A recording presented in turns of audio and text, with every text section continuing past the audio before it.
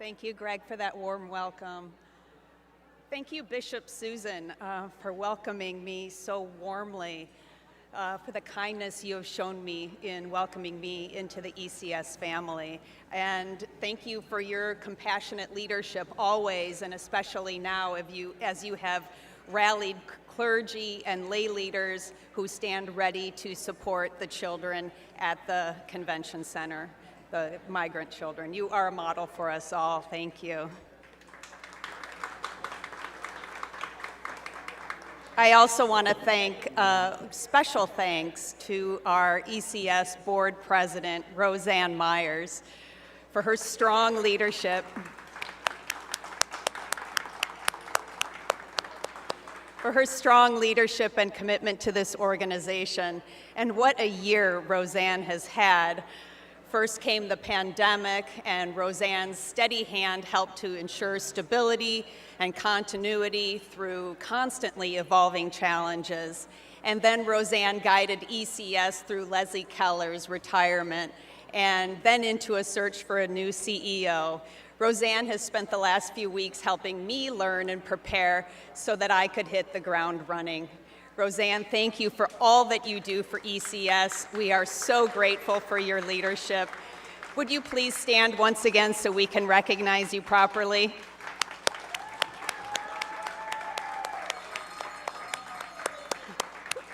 Ring those bells.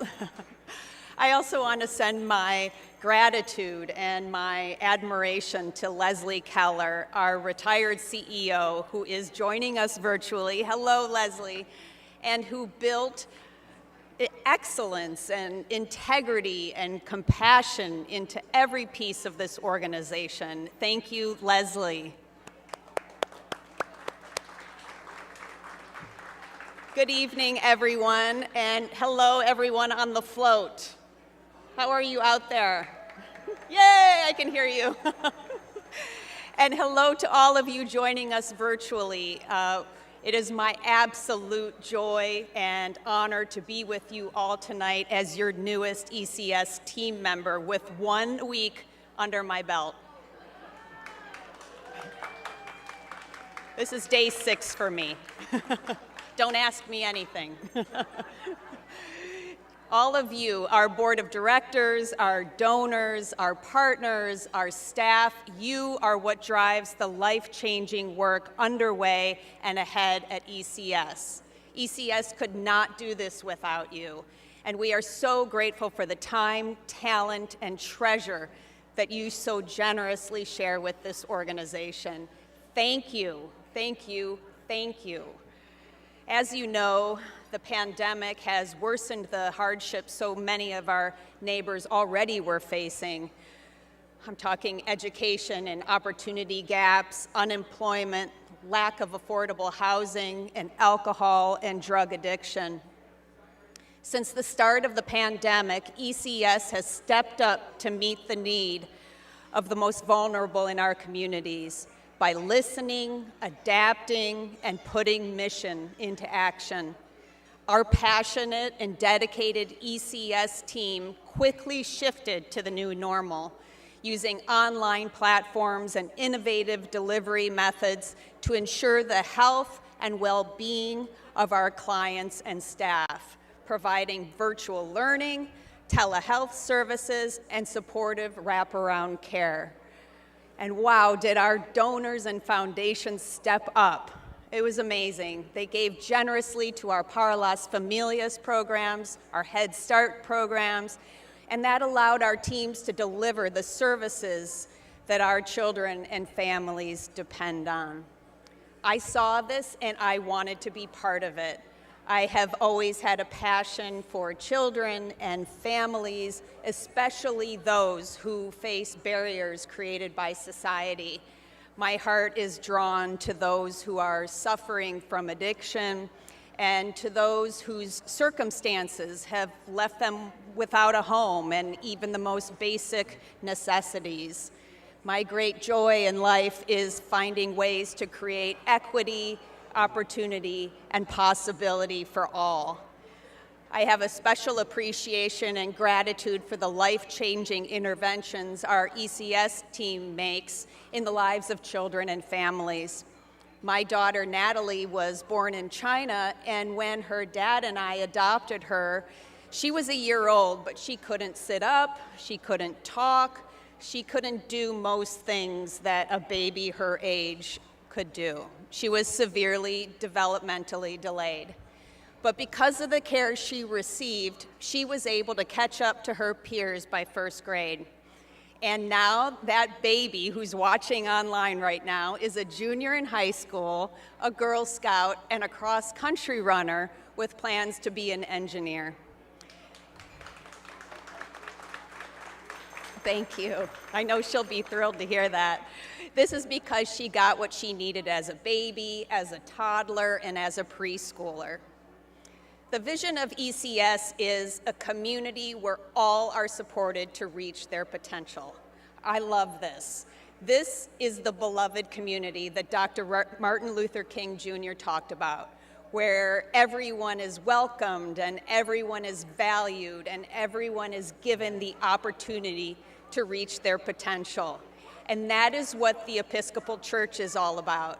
It is where all are welcomed, no matter who you are or where you are on your journey of faith.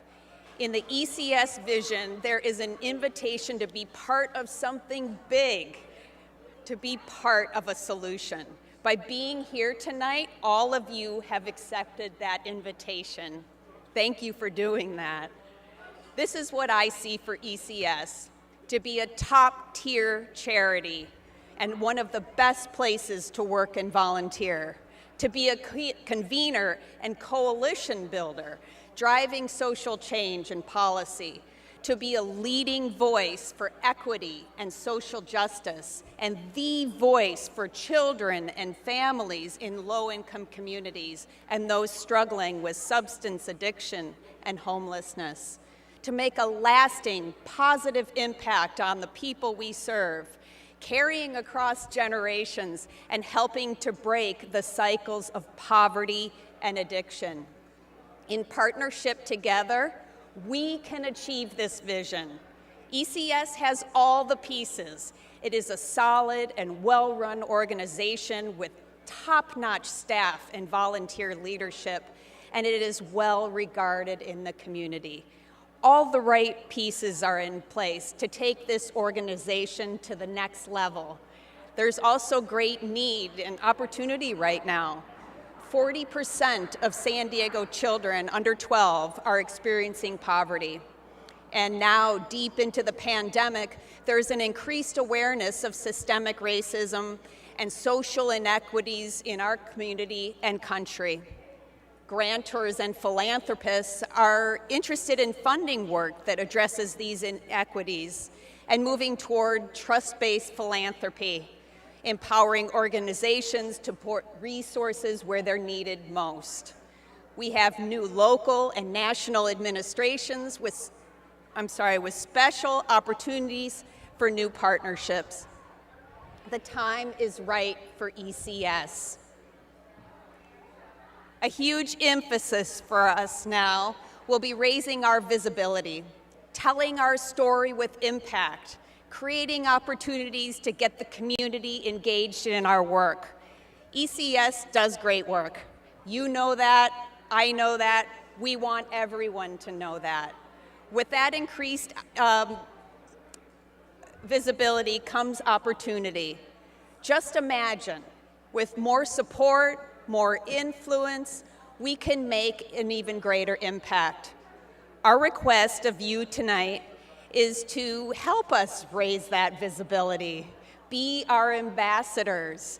Make it known you are part of the ECS family. Do you hear that on the barge out there? Yeah. The more who know about us, the more impact we can have.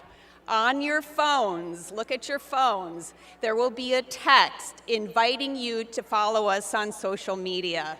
This is a really easy way to keep track of ECS and the impact your support is having. Your networks are powerful assets to us, and we hope you will tap into those networks to bring even more support to the organization and the people we serve.